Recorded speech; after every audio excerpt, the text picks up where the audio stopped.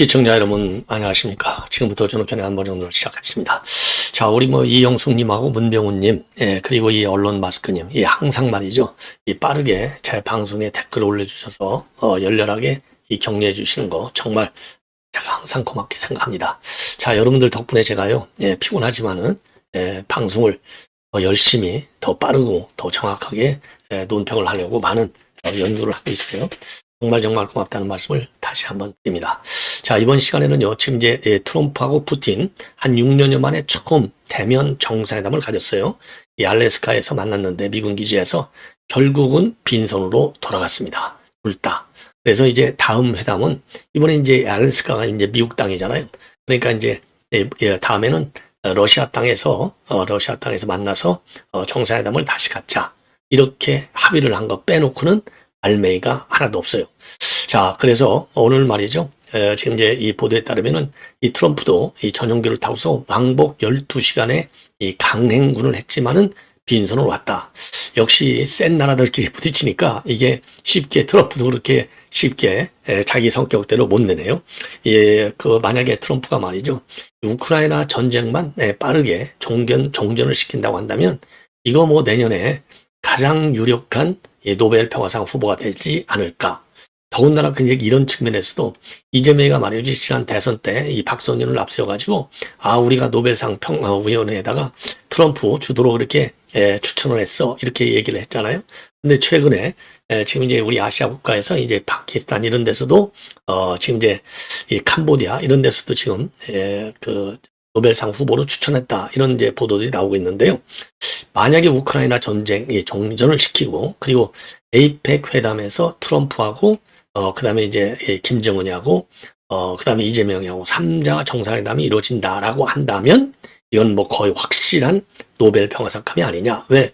DJ도 노벨 평화상 받았잖아요. 예. 자, 그래서 지금 이제 트럼프 대통령도 지금 소원 중에 하나가 노벨상 받는 거 아니겠어요? 그래서도 이제 우크라이나 이 정전에 상당한 관심을 갖고 있다. 최근 들어서 말이죠. 이 중동전, 그리고 이제, 태국하고 캄보디아 전쟁인가요? 여기, 그리고 또 인도, 파키스탄 이런 이 분쟁을 갖다가 거의 전쟁 수준의 분쟁을 트럼프의 한 방으로 끝낸 적이 있어요. 그런데 이제 이 우크라이나 사태는 매우 여러 가지로 이제 복잡하잖아요. 그렇게 쉽게 끝나지 않았다. 그래서 오늘 지금 트럼프 대통령하고 둘이서 공동 기자회견을 가졌는데 질문도 안 받고 바로 그냥, 공동 기자회견장을 빠져나갔어요. 트럼프가 이 마이크 한번 잡으면 안 끝내잖아요. 그러니까 그 마이크를 좋아하는 트럼프마저도 이 기자회견장에서 질문을 받지 않고 떠났다. 이 얘기는요, 완전히 빈손으로 끝났다는 얘기나 마찬가지인 거예요. 자, 그래서 두 사람이 어떤 얘기를 했는지를 여러분께 그대로 인용해서 보도해 드리도록 하겠습니다. 예. 자, 그 다음에는 말이죠. 지금 이제 미국 동향이 예사롭지 않다. 이게 제가 제 방송을 이제 쭉 보시는 분들은 다 아실 거예요. 저는 제가 괜히 이재명이가 밉다고 그래서 이쁘지 않다고 그래갖고 제가 의도적으로 제가 논평을 바꾸고 팩트에 기반하지 않는 소설 쓰는 방송은 제가 안 합니다. 여러분들 잘 아실 거예요. 자, 실제적으로 관료들의 입에서 나오는 얘기를 보면 굉장히 아슬아슬해요. 그래서 지금 현재 시간에서 기준으로 가장 업데이트된 뉴스는 바로 뭐냐? 이 국방차관의 발언이 되겠습니다. 이 국방차관이 뭐냐? 평화는 힘을 바탕으로 해야 된다. 힘을 통한 평화. 이게 이제 윤석열 대통령의 외교안보 정책의 기본이잖아요. 예. Peace through strength. Peace, 평화, through, 통해서. 뭘? strength, 힘을 통해서. 이게 결국은요, 미국 역대 대통령들이 전부 다 이게 기본이에요. 이게. 특히 공화당 대통령들은 이게 기본입니다. 예. 대화가 우선이 아니고 힘이 우선이에요. 이 대한민국 보수 대통령들도 대화가 우선이 아니고 힘이 우선입니다. 힘이 뒷받침되지 않는 대화? 이건 그러니까 문재인이가 사기당했잖아요. GP 다 허물어. 예? 그 다음에 김정은이가 해달라는 대로 9.19 평화선언에서 우리 안보 주권 싹 포기해. 이러니까 물로 봐버리니까 계속 사기치는 거죠. 계속. 그러니까 대화가 생산적인 열매를 못 맺는 거예요. 그래서 힘을 통한 평화라는 말이 저는 직접 일을 해봤잖아요. 저는 그냥 학자가 아니잖아요. 저는 실제적으로 정책을 만들고 이행해 봤지 않습니까? 힘을 통한 통화가요. 특히 북한을 상대할 때 왜 북한을 신뢰할 수 없으니까 신뢰할 수 없을 때는 애들도 말 안 들으면 어떻게 합니까? 회초리 딱 들고 한 대 때리면 말 듣잖아요. 똑같아. 김정은이는 말을 믿을 수가 없기 때문에 한마디로 지 멋대로 하니까 힘이 딱 뒷받침이 돼야 그 힘에 눌려갖고 움직이지를 못하는 거야. 장난을 못 치는 거예요. 사기를 못 치는 거예요. 그래서 이 미 국방차관의 발언이 맞는 거예요. 예, 역사적으로. 예를 들어서 소련 제국 동구권이 왜 망했습니까? 그 당시 레이건 대통령이 힘을 통한 평화. 그 당시는 이제 힘을 통한 평화라고 안 했어요. 피스로 스트렝스가 아니라 국방력의 우위. 우세한 국방력. 그러니까 이제 압도적으로 레이건 대통령이 국방력을 증가시켰잖아요. 그러니까 이제 그 당시 러시아, 그게 소연방 제국, 소연방 제국에서 이걸 따라가려니까 국방비에다가 돈을 투자할 돈이 없어. 그러면 소련 국민들이 빵을 못 먹어. 빵 못 먹으면 무너지잖아요. 그러니까 그냥 만세 불러갖고 소연방 제국이 무너진 거예요. 소연방 제국이. 그래서 지금 내 동국권까지 무너진 겁니다. 그래서 힘이 있어야 무너뜨리든 대화를 진실되게 하든 되는 거예요. 그런데 이재명은 뭐라고 그랬어요? 전쟁 없는 평화가 낫다. 대화가 우선이다 했잖아요. 대화가 우선. 힘은, 그러니까 지금, 힘이라고 하는 것이 이제 눈에 보이는 이 하드 파워 입장에서는 군 장비가 되겠지만은요. 그 다음에 소프트 파워는 정신력이 또 굉장히 중요한 힘이 될 수 있는 거예요. 정신력. 이 정신력을 갖추려면 뭐예요? 적이 분명히 있어야 되잖아요. 그러니까 북한을 주적으로 해야 돼. 근데 이재명 정부는 지금 주적으로 합니까? 안 하잖아요. 문재인 때 주적으로 했습니까? 주적으로 한 거 빼놨잖아요. 이게 그러니까 지금 국방 차원이 힘을 통한 평화. 이것이 이재명 정부의 대북 노선, 대북 전략. 이거를 정면으로 넣고 그러면 안 돼. 그러니까 이제 지금 정상회담을 앞두고 위기가 최세라고 하는 이 발언이 정말 이재명의 머리에서까지 없어졌는지 입에서만 없어진 건지 이거를 이제 이번에 테스트하는 거예요. 자, 그리고 북한에 관해서는 과연 주적으로 인식을 하면서 대화를 하는 건지 적이 아니라고 전제하고 대화를 하는 건지 이거를 보는 거예요.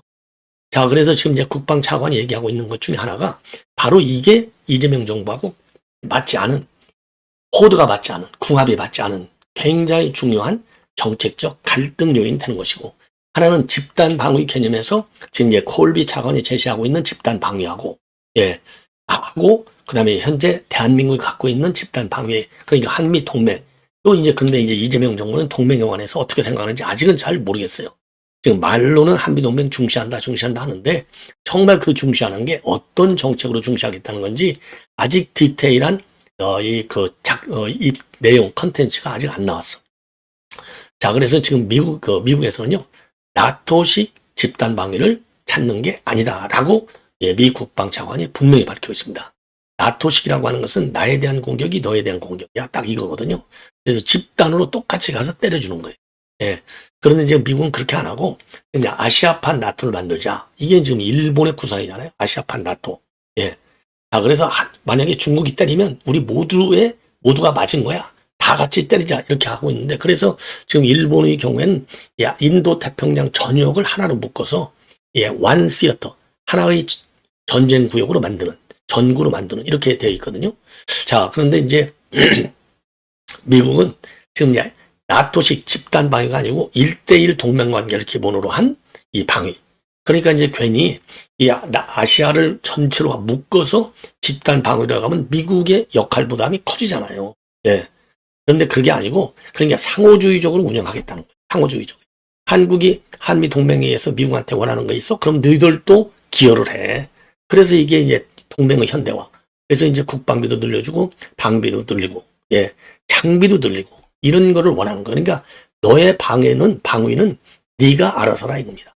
네가. 이게 그래서 유럽식 나토 방위하고 지금 아시아판 방위 전략하고는 근본을 달리한다. 이게 지금 콜비 차관이 내놓고 있는 입장입니다.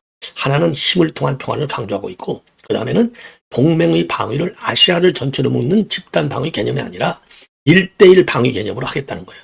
이거는 좀 약한 거잖아요. 1대1 방위. 그러니까 너희들이 하는 거에 따라서 우리가 어느 정도 도와줄지 그 동맹의 그 역할 분담을 네가 하기에 따라서 달려있어. 이렇게 지금 얘기하는 거예요.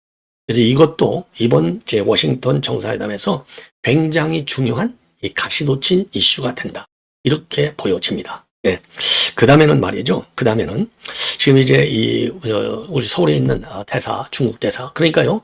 이 싱하임이라는 인간이 와서 지 멋대로 국내 정치 개입 발언을 했을 때도 그 당시 이제 문재인 정권이었잖아요. 이 문재인 정권 요게 문제라니까요. 예. 요것이 부들부들하게 예, 대하고 굴중적으로 대하다 보니까 싱하이미가 얼마나 노골적으로 우리 한국 정치에 개입하는 발언을 했습니까? 예. 최근에도 했잖아요.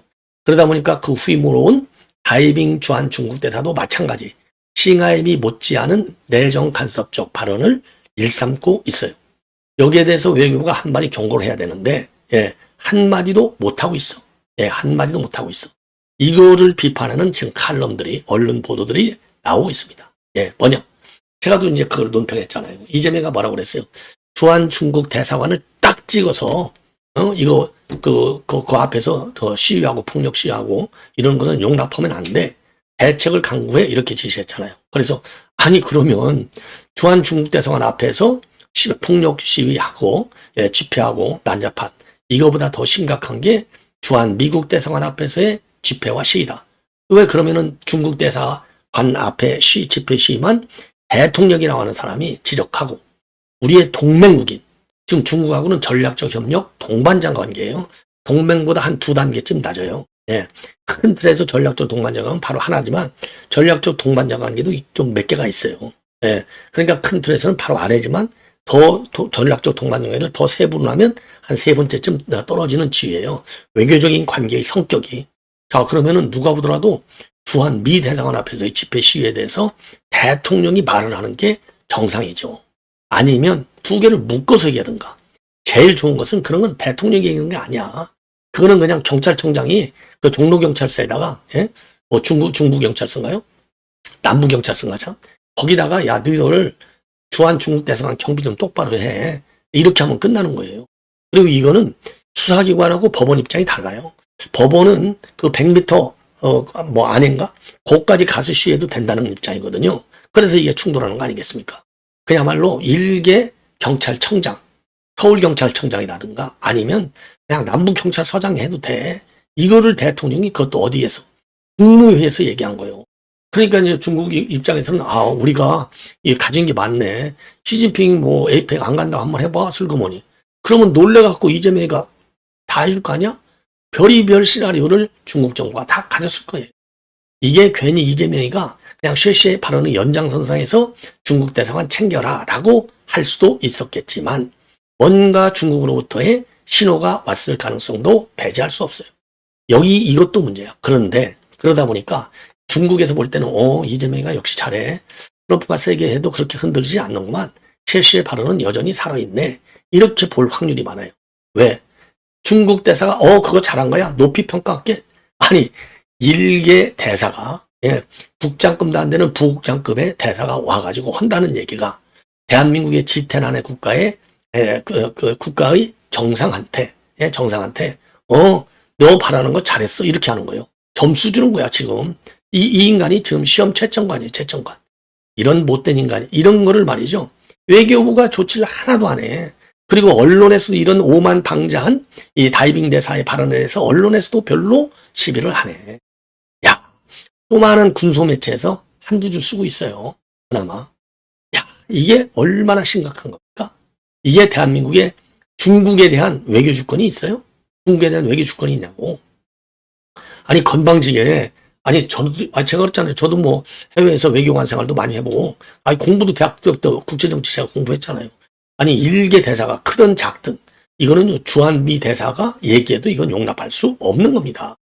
미국의 동맹 관계에 따라서 안보를 지금 같이 지키고 이런 거하고 대한민국 대통령이 발언에 대해서 주한 미국 대사가 한마디 하는 거하고는 결이 달라요. 그것도 12주로 저렇게 오만방자하게 건방지게 아주 건방지기 짝이 없지. 예? 주한 중국 대사 내 방송 듣지? 너희들 내 방송 너희들 다 모니터하지? 지금이라도 반성문 써서 공지를 내. 그게 진정으로 중국 사람들이 중국 시진핑이가 대한민국 국민들로부터 존중받는 길이야. 대사가 앉아서 와서 하는 게 뭐야? 제일 중요한 게 대사의 가장 중요한 것은 양국 관계를 가깝게 만드는 거, 끈끈하게 만드는 거. 그다음에 국민들과의 관계도 끈끈하게 만드는 거. 지금 다이빙 대사 당신은 말이지 지금 우리 한국에 있는 그러지 않아도 부정선거 사실 여부를 떠나서 여기에 중국이 있다. 그래서 분노하고 있어요. 분노. 응? 여기에 이 분노하는 우리 혐중인가요? 예. 여기에 또 기름을 부은 거야. 그래서 주한 중국 대사 외교부는 여기에 대해서 아주 정중하게 사과하는 성명을 내놔라. 그리고 우리 외교 당국에서도 이런 인간은 불러다가 조치하라. 예? 불러다가 소환해서 조치해야지. 똑바로 하라고. 뭐하고 앉아있어 외교부. 참 기가 막혀요. 기가 막혀. 아니 국존심이라는 게 있잖아요. 국존심. 응? 아니 대한민국이 물론 국력적으로 본다면 중국보다 아래지만은 G10 국가 안에 들어가는 국가요. 지금 G7에 지금 초대하려고 그러잖아요. 이 정도로 어마어마한 국가인데 아니 일국의 대사 그것도 아까도 얘기했잖아요. 무슨 뭐 장관급 대사도 아니고 일개 부국장급 대사라는 주재자가 인간이 와가지고 이재명 같이 아무리 그러니까 이재명이 자업자득인 거예요. 왜 그런 얘기를 하려면 굳이 하려면 밑에 그냥 참모들 뭐 비서관한테 야 그 중국 대사관 좀 잘하라고 그래. 거기 집회 시 안 하게 이렇게 하면 되지. 아니, 그걸 국무회의라고 하는 틀을 통해서 한다. 이거 제가 보기에도 이게 말이 안 되는데 지금 트럼프가 볼 때 지금 미국 정부가 이재명이를 제일 싫어하고 불신하고 제가 그랬잖아요. 어제 동아일보 칼럼에 그게 나왔잖아요. 이기홍 대기자 칼럼에 트럼프는 나는 이재명이 불신해. 그리고 옛날에 문재인이가 정의용이가 나 사기쳤지. 내가 김정은이 너들보다 더 잘 알아. 까불지 마. 딱 그랬다는 거 아닙니까? 응? 그게 트럼프의 생각이라는 거 아니에요. 응? 그러면 동아일보의 대기자가 칼럼에서 그걸 직접 인용할 정도 되면 그거는 굉장히 사실에 가까운 거예요. 그렇지 않습니까? 동아일보 체면에 있지. 이런 이유가 제일 큰 이유가 뭐냐? 북한도 아니야. 왜? 지금 내 트럼프는 북한에 대해서 지금 짝사랑하잖아. 항상. 러브콜, 러브레터. 예? 연애편지라고 그랬잖아요. 옛날에 김정은이하고 17번인가 편지 주고받았는데. 예, 그래서 이거는 중국과 관련된 이재명의 생각, 이 관점, 철학, 이거를 절대로 못 믿는 거예요. 절대로. 말로는 취임 이유는 확 달라졌어요. 일본 얘기도 달라지고 미국 얘기도 달라졌어요. 예. 이제 좀 뭔가 이제 책임자니까 외교에 책임을 져야 되잖아요. 국군 통사령관이 뿐만이 아니라 모든 사안의 총사령관이 대통령이잖아요. 외교사령관 맞아요? 그러니까 이거를 고쳐야지 말만이라도. 그래서 트럼프 지금 입장에서는 그리고 트럼프 행정부에서는 지금 이재명이가 정말 쉐쉐 이게 어디까지 머리가 박혀져 있느냐 이거에 대한 불신이 대단한 겁니다. 그런데 중국 대사관 앞에 집회하는 거 막아라. 그리고 미국 대사관 앞에 집회는 단 한마디도 안 해. 단 한마디도. 중국 대사관 달려가는 사람들은 우리 우파 시민단체들이 갔죠. 근데 미국 대사관 앞에서 집회하고 난리를 핀 거는 좌파 단체도 좌파단체지만 현재 배지를 달고 있는 여당, 민주당의 현직 의원들이 가서 트럼프는 조폭이다. 트럼프 이 얼굴 가면가지고 그거 찢고 난리를 퍼포먼스를 하고 이런 거를 뭐라고 해야죠. 이런 거를 지적해야지. 그러니까 다이빙 같은 대사가 높이 평가한다. 이따위 발언이나 하고 앉아있는 거예요. 그거를 외교부는 눈 딱 감고 있는 거야. 야 정말 이게 말이죠. 이게 지금 오늘날 이재명의 대중 노선입니다. 이재명의 대중 노선. 이거를 지금 미 정부는 굉장히 예의주시하고 있는 거예요. 그런데 정상회담을 지금 한 2주 정도 남겨놓은 시점에서 이재명이가 중국을 그렇게 챙기고 있는 거야. 그러면 그거 딱 볼 때, 저도 대숙께서 저거 분석 많이 해봤잖아요. 미 CIA나 미 국무부나 백악관 안보, 실에서 뭐라고 분석하겠어요? 이재명의 쉐쉐 생각에는 변함이 없습니다. 좀 더 지켜봐야 되겠습니다. 좀 더 때려야 되겠습니다. 이렇게 대책이 올라간다. 그거 보는 거 아니에요? 상식이지. 맞아가면서 좋아하는 사람이 누가 있어요? 예? 그러면서 이제 한마디 더 쓴다면, 야, 정상회담 앞두고 이재명가 이렇게 중국 챙기는 거 보면 아직도 겁대가리가 없네요. 더 때려야 되겠네요. 이런 안이 나오는 거예요. 이런 안이. 정책도 법이 상식의 집합제라고 하잖아요. 정책도 상식 위에 전문성이 조금 가미됐을 뿐이에요. 네. 지금 전 세계의 상식 수준은 어마어마하게 높습니다. 더군다나 지금은 AI가 있어가지고 모르면 AI한테 물어보면 답 다 나오잖아요. 그렇기 때문에 이 정책 수준도 굉장히 높아지고 있고 전 세계인들의 이 외교안보 지식 수준도 높아지고 있어요. 네. 자, 그렇기 때문에 이거 완전히 악수에 악수를 둔 겁니다. 그러니까 다이빙 대사가 저러고 있죠. 자, 그리고 마지막으로 지금 전한길 뉴스의 전한길 대표, 인기 상종까지 언제든지 전한길 대표 때문에 지금 탄핵 때 윤 대통령에 대한 지지율, 탄핵 반대 세력이 그 정도로 고조됐다. 그래서 저는 전한길 대표의 활동을 긍정적으로 평가합니다. 예, 우리 자유 우파 입장에서 보면, 좌파 입장에서 보면 이게 제로섬 게임이니까. 전환길이가 뜨면 좌파 방하고, 전환길이가 죽으면 좌파는 승하고, 이거 아니에요? 이게 지금 여야 관계는 제로섬 게임 관계예요. 영화 게임이라고 그래요. 한국말로는. 그러니까 네가 죽어야 내가 살고, 내가 살면 너는 죽고, 딱 이거거든요. 그러니까 정청래가 뭐라고 그랬어요. 너희들 국민은 상대 안 해. 그러니까 송원석이가 엊그제 나도 더 상대 안 해갖고 둘이 나만이 앉아있는데 절대 고개 하나 안 돌리고 아주 반만하게 정면만 응시한 거 제가 사진도 보여줬지 않습니까? 예. 그 정도 지금 이게 대한민국의 정치 현실인 겁니다. 예. 자, 그러다 보니까 전환길 대표가 지금 이제 그때서부터 이제 그야말로 역사 강사, 일타 강사 최고 유명하신 분이잖아요. 이런 분이 이제 탄핵 정부를 계기로 해서 사실상 뭐 정치인이라고 저는 봐요. 이제 우리 국내에서 이 안철수 같은 사람들이 일개 유튜버라고 하는데 일개 유튜브 좋아하시네. 너희들이 일개 정치인에 불과해. 일개 유튜브만 또 못해. 너희들이 그런 식으로 평가한다면, 예? 이게 발상이 잘못된 거예요. 그러다 보니까 지금 구글 트렌드 이걸 보면 이제 이 국민들의 관심도 그게 꼭 긍정적 평가다, 부정적 평가다라고 단언적으로 얘기하기는 어렵지만은 구글 트렌드 지수를 보면은 지금 나와 있는 4명의 후보보다도 압도적으로 높다는 거 아니에요. 그렇게 높이 상종가를 치게 된 것이 지난번에 대구에서 배신자 하면서 으쌰으쌰 했을 때, 그리고 또 한 번은 야 이거 송은석이가 제일 센 중징계를 해 이렇게 해갖고 이 징계 딱 넘어갈 때 요때 최고의 정점을 찍었다는 겁니다. 예, 이런 전환기를 이건 뭐라고 그럴까요? 해당 행위를 한 거다. 그래서 당원가입도 안 시켜야 돼. 이따위 생각.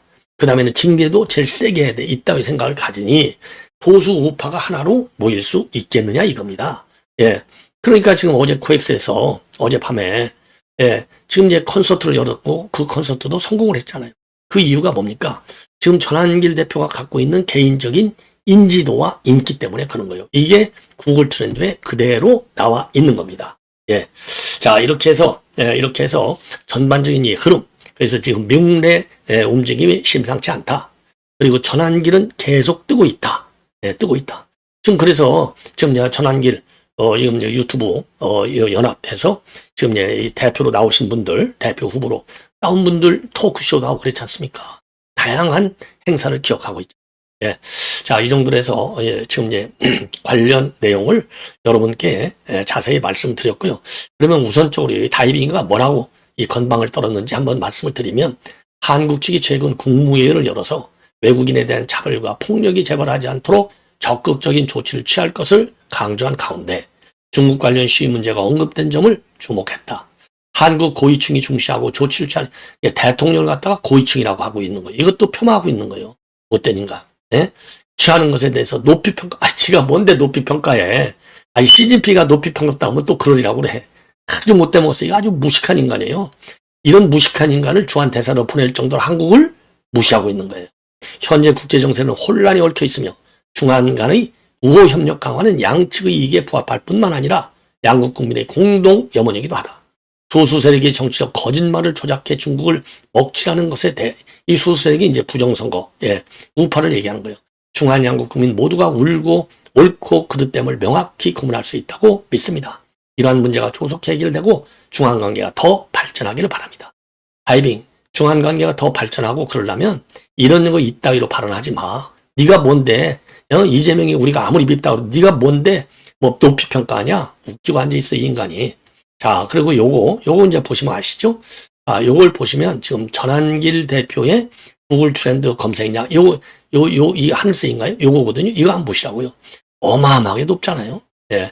자, 빨간색이 그 다음 높은 게 이제 김문수. 예. 그 다음에 이제 안철수, 장동혁. 여기서도 지금 장동혁이가 안철수한테 밀리잖아요. 빨간색 밑으로 떨어져 있잖아요. 장동혁이가. 예?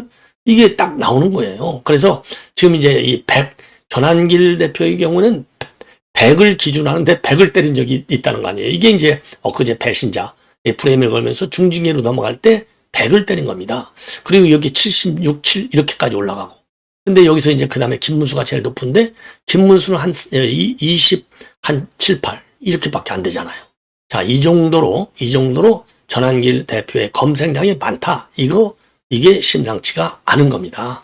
이게 심상치가 않은 거예요. 이 정도가 되면 국민의힘에서 전환기를 적대시하지 말아라. 이런 엄중한 그런 시그널로 봐야 된다. 이렇게 판단을 합니다. 예. 자, 이렇게 해서 지금 이 시그널을 보면 말이죠. 예. 아까 제가 이제 지표를 말씀을 드렸는데, 이거를 한국일보가 정리를 했어요. 이거를, 구글 트렌드를. 그랬더니, 그러니까 이제 후보 4명하고 했더니, 지금 지난 30일간의 전환길에 대한 관심들은 평균 31. 그래서 김문수 17의 2배. 그리고 장동혁이는 9, 안철수 7, 조경태 4.